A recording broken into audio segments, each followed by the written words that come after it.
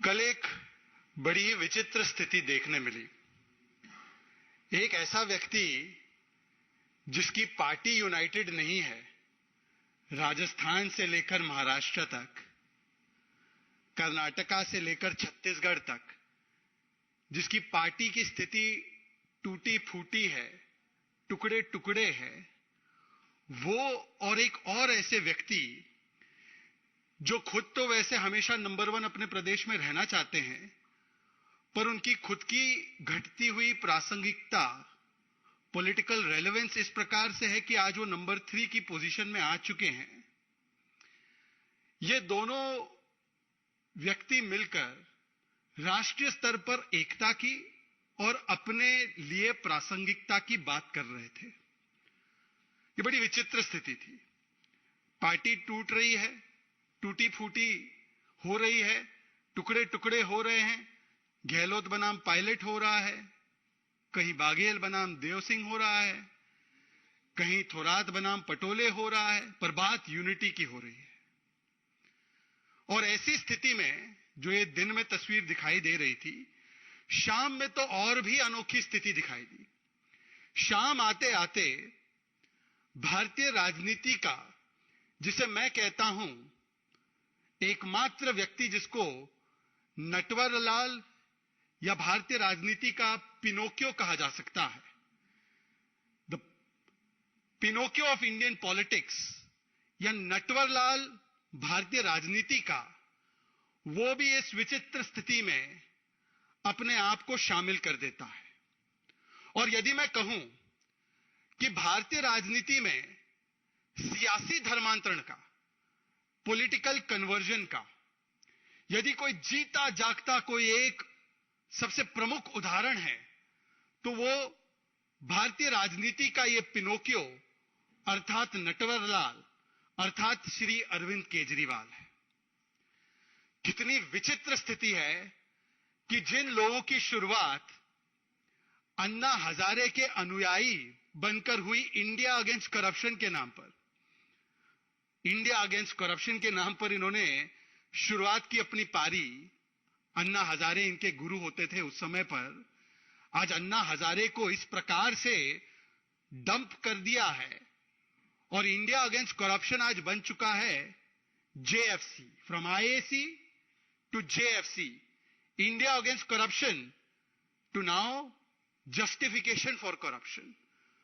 और जो शुरू किए थे अन्ना हजारे के शागिर्दगी में, अन्ना हजारे को अपना गुरु मानते हुए जिन्होंने शुरुआत की थी अपनी राजनीतिक सामाजिक यात्रा की, आज वो बन चुके हैं लालू, तेजस्वी और राहुल के अनुयायी, फॉलोअर्स। ये पॉलिटिकल कन्वर्जन का इतना बड़ा उदाहरण और कहीं पर देखने नहीं मिलेगा।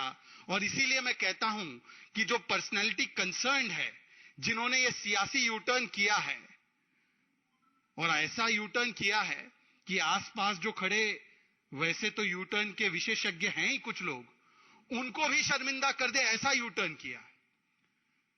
भारतीय राजनीति के पॉलिटिकल पिनोकियो के इस यूटर्न की कहानी बताना जरूरी है। क्योंकि क्या है कि जो लोग बच्चों की कसमें खाते हैं, उनकी याददाश्त थोड़ी सी कमजोर होती है, तो उनकी याददाश्त थोड़ा तरोताजा करने के लिए यह अवसर मिला है। क्या कहते थे पॉलिटिकल नटवरलाल अर्थात पॉलिटिकल पिनोकियो अरविंद केजरीवाल लालू प्रसाद यादव और उनके परिवार के बारे में? उनकी कुछ झलकियां लेकर आया हूं मैं। I quote, 23rd of November 2015, Shri Arvind Kejriwal says, हम मतलब आप लालू प्रसाद यादव के रिकॉर्ड ऑफ करप्शन के खिलाफ है। फिर आगे भी बोलते हैं, we are against the dynasty politics, his both sons are ministers. Arvind ji, इस स्थिति में क्या बदलाव हुआ है? 2015 से लेकर 2023 में लालू जी की और उनके परिवार की स्थिति में क्या बदलाव हुआ है? बदला कौन है? यू टर्न किसने लिया है? ये आपके सामने है। फिर पॉलिटिकल नटवरलाल अर्थात political Pinocchio of India, Kejriwal ji tweet करते हैं 2013 में, लालू ने करोड़ों कमाए हैं फॉर्डर स्कैम में, भ्रष्टाचार के माध्यम से। ये ट्वीट है, उनके ट्वीट सारे मैं लेकर आया हूं।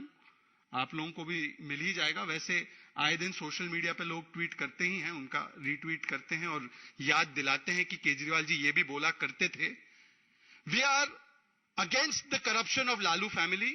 Lalu family has made crore in fodder scam. ये ट्वीट है उनका, 2011 का भी ट्वीट है अरविंद केजरीवाल जी का, बड़ा दिलचस्प ट्वीट है। Is this parliament supreme? Are we to treat Lalu, Mulayam, Sibal, Chiddu, ये मेरे शब्द नहीं उनके ही है, चिड्डू मतलब Chidambaram, Raja as supreme? Will they allow a strong anti corruption law? भाई इनकी शुरुआत तो इसी प्रकार से हुई थी ना कि हम एंटी करप्शन के नाम पर आए हैं, हम भ्रष्टाचार के खिलाफ लड़ने वाले हैं। उस समय पर इन्होंने एक ट्वीट किया था, ये 2011 का ट्वीट, 2013 का ट्वीट, 2015 का वक्तव्य, जिसमें कि बिना कोई इफ एंड बट, बिना कोई डाउट, और उस समय तो कन्विक्शंस भी नहीं हुई थी लालू जी की। 2011 में लालू जी की मुझे जहां तक याद है कन्विक्शन भी नहीं हुई थी, उसी समय पर इन्होंने करप्ट घोषित कर दिया था। आज क्या स्थिति में बदलाव हुआ है, जब लालू जी एक नहीं अनेकों बार कन्विक्ट हुए हैं, अनेकों केस उनके परिवार पे चल रहे हैं, कहीं पर भी राहत नहीं मिल रही है, तो ऐसी क्या स्थितियां में बदलाव हुई है उनके भ्रष्टाचार को लेकर कि आज पॉलिटिकल पिनोकियो अरविंद केजरीवाल ने इनको गले लगा लिया है, इनके गले से गले मिल रहे हैं।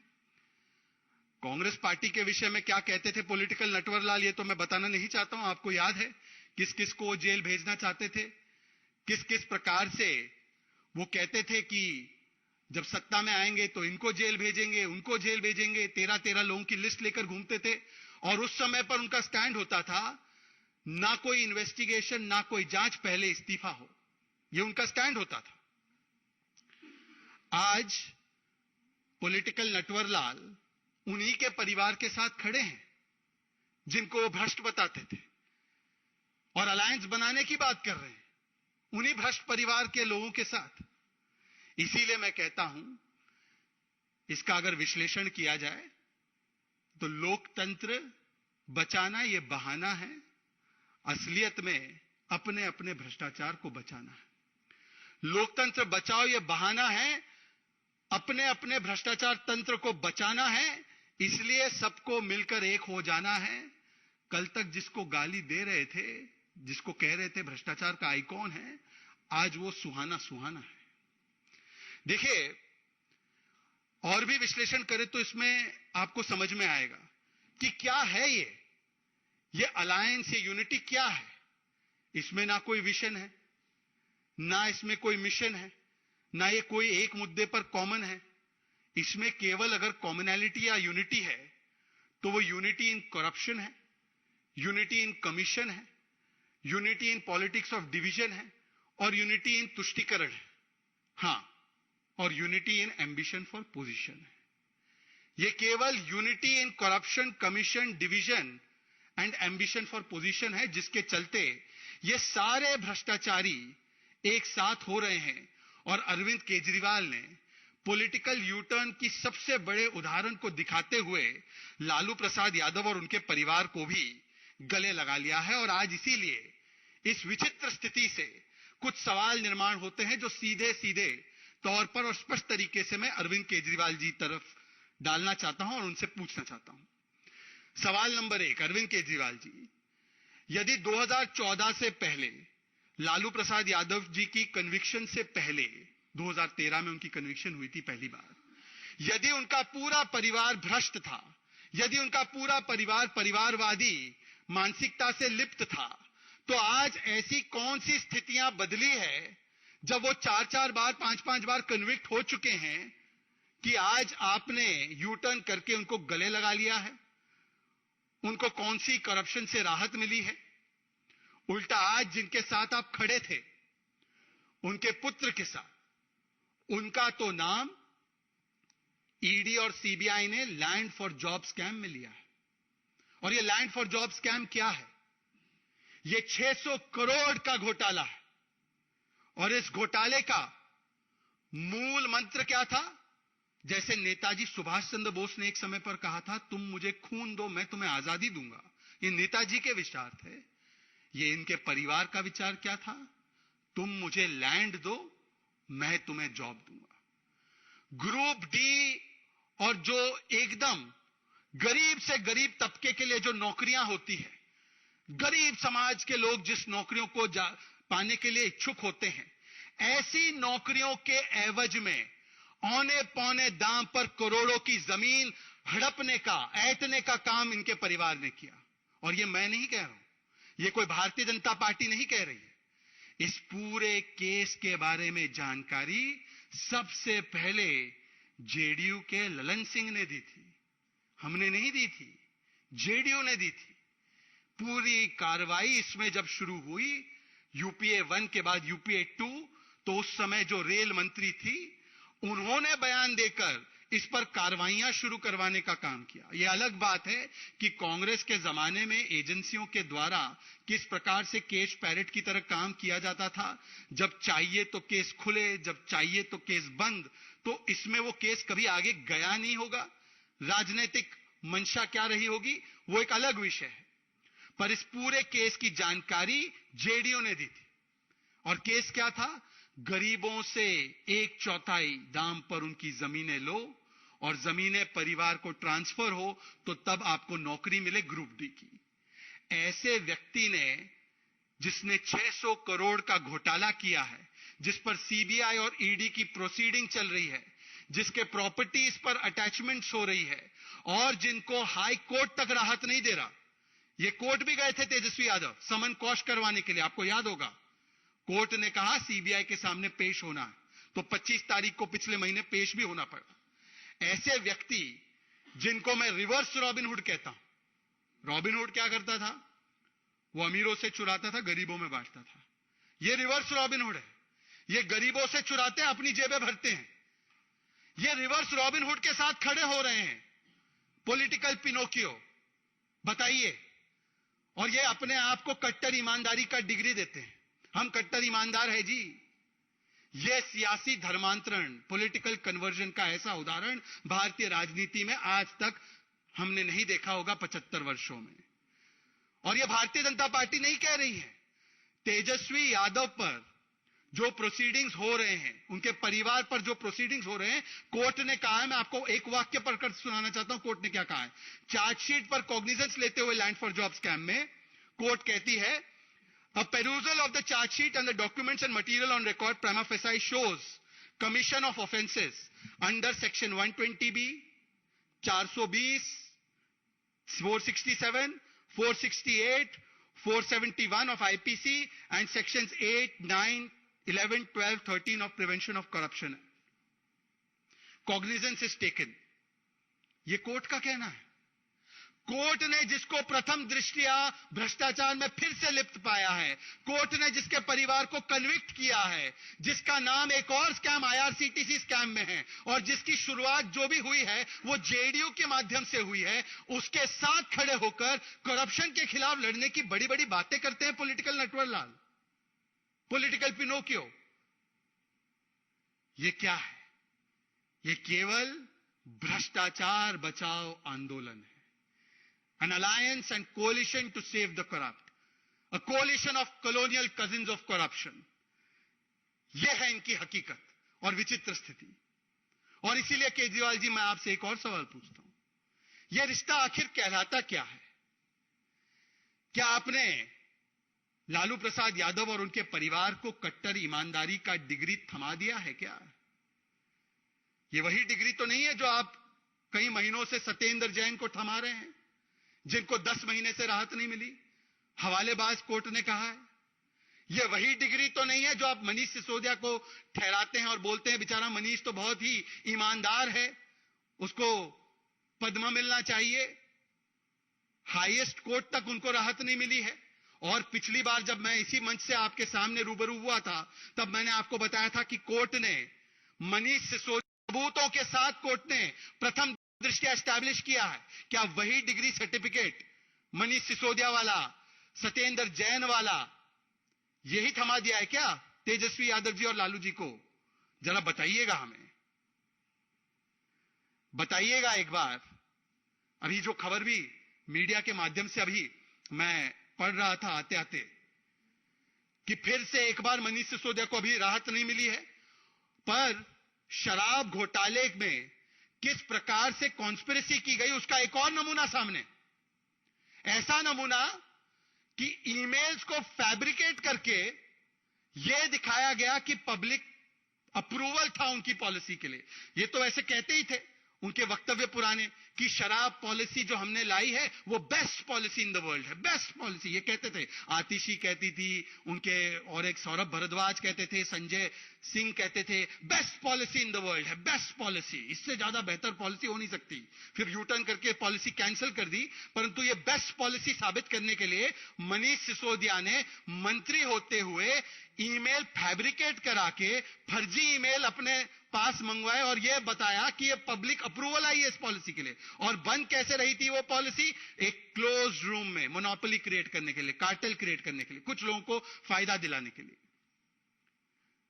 तो ये आज इस बीबीसी भ्रष्टाचार बचाओ कोalition के बारे में यह सवाल हमने आपसे पूछा है। केजरीवाल जी बताइए कि क्या झूठ बोलना और पलटना ये आपकी फितरत बन चुकी है राजनीतिक रूप से? आपने जो बड़े बड़े वादे किए थे दिल्ली को कभी पूरे नहीं किए। आपने तो गली गली मोहल्ले मोहल्ले शराब के ठेके खोल दिए। हवालेबाज मंत्री और शराब में लिप्त मंत्रियों को बचाने का काम करते हैं। और आज जिस लालू प्रसाद यादव को आप करप्शन का आइकॉन मानते थे, आज उन्हीं के गले लग गए। ये ऐसी कौन सी राजनीतिक विवशता है, राजनीतिक मजबूरी है? नीतीश जी की तो राजनीतिक मजबूरी हम समझते ही हैं। नीतीश जी की तो हम समझते ही हैं। उन्होंने तो जेडीयू के माध्यम से केस शुरू किया लैंड फॉर जॉब का। एक समय था कि जेडीयू का अधिकृत बयान था कि Lalu is the icon of corruption. उनकी विवशता और उनकी लाचारी, उनकी मजबूरी बिहार में क्या है हम समझते हैं। पर अरविंद केजरीवाल, जिनका जन्म हुआ करप्शन के खिलाफ लड़ने, जिनकी अनुयायी जो थे एक समय पर वो बनते थे अनुयायी अरविंद के, अन्ना हजारे के, आज ऐसी कौन सी राजनीतिक विवशता है कि वो लालू प्रसाद यादव, राहुल गांधी और तेजस्वी यादव के साथ अलायंस बना रहे हैं? इसका जवाब हमें मिलना चाहिए।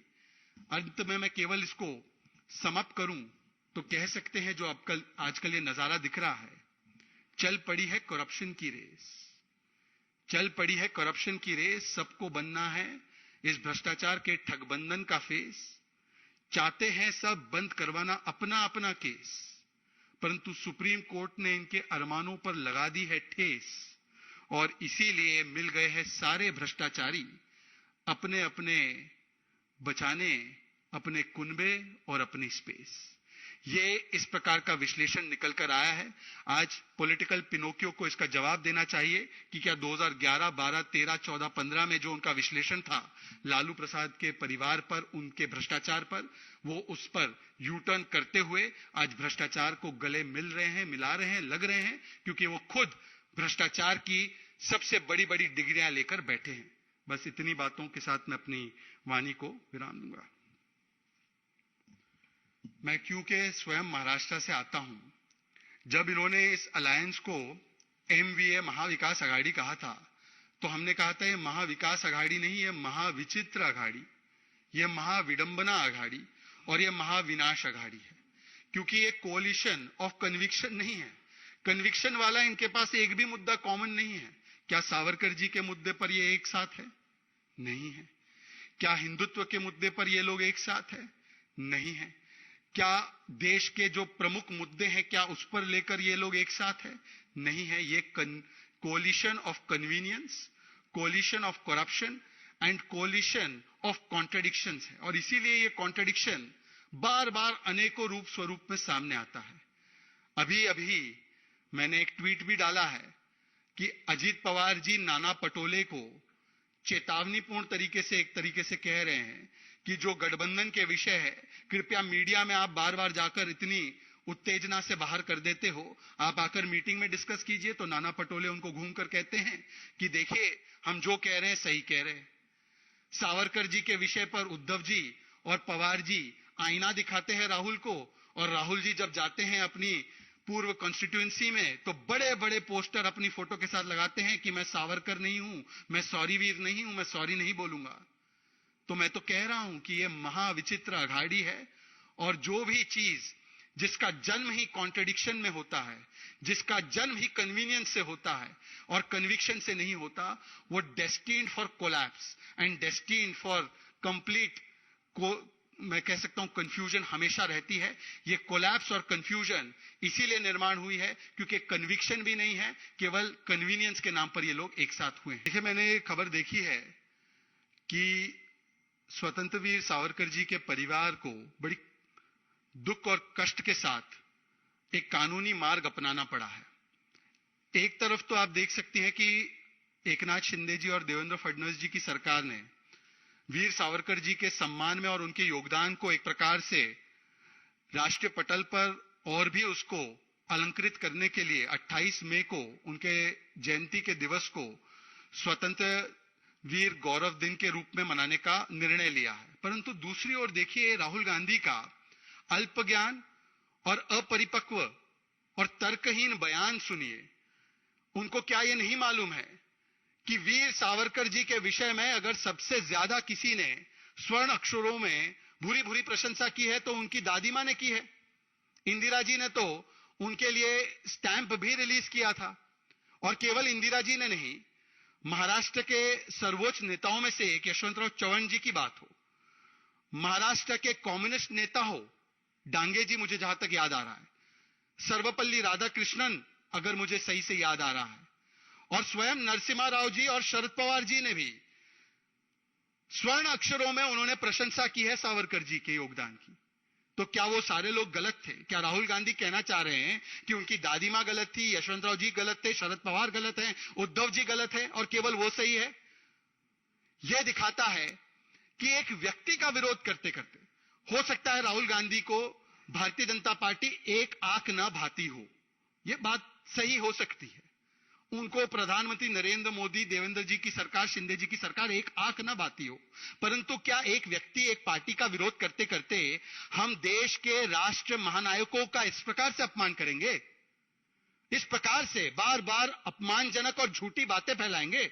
और एक केस में तो जिस प्रकार से उन्होंने झूठ बोला है, सुप्रीम कोर्ट के सामने उनको माफी मांगनी पड़ी।